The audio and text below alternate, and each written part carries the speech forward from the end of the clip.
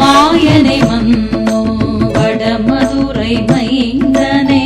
தூய பெருநீர் யமுனை துறைவனே மாயனை மன்னோ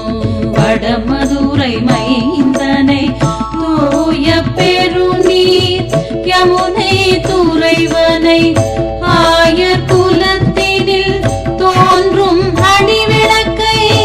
ஆயர் குலத்தினில் தோன்றும் மணிவிளக்கை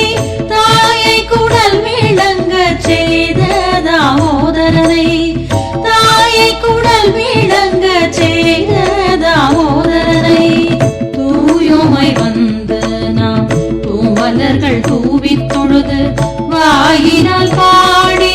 மனத்தினால் சிந்திக்க தூயோமை வந்து நாம் தூமலர்கள் தூவித் தொழுது வாயினால் பாடி மனத்தினால் சிந்திக்க